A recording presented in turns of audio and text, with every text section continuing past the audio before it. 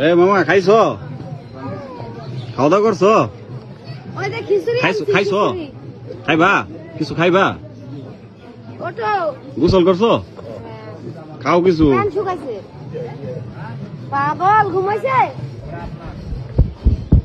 খাবার টাবার আনছো সাথে কিছু? না, কালকে থাকবো না বলে অনেক লোকজন আসছে, ওনারা সব ছেলে চলে গেছে। বাবার 161 লিখতাম, ক্লাস 7 এর চার্জশিট লিখতাম, 8-9 থেকে বাবার ফাইনাল রিপোর্ট সবকিছু আমি লিখতাম।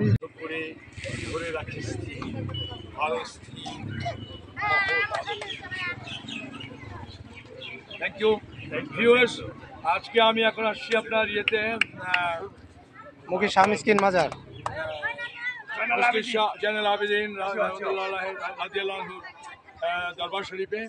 খুবই সুন্দর জায়গা, এটা এত সুন্দর মানুষ এবং এত সহজ সরল মানুষের দেখা যে পাওয়া যায়, সেটা পাহাড় এবং নদীর মানুষের ভেতরকার সহজ সরলটাই পাওয়া যায়। এখানে কোনো ধরনের চাতুরি নেই, এখানে কোনো অর্থনৈতিক সমস্যা নেই। এটা তো ভাই কথা বলে আমি লাইভে আছি, তো সেই ক্ষেত্রে আমার কাছে যেটা মনে হচ্ছে যে এই জায়গাটা আমার খুবই ভালো লেগেছে এবং আমি সত্যি খুবই আনন্দিত যে এরকম একটা জায়গায় পাগলের মেলায় নিজেকে নতুন করে খুঁজে পাচ্ছি। আমার আজকে মৃত্যু ঘোষণা করেছে সবাই, ভালো লাগছে।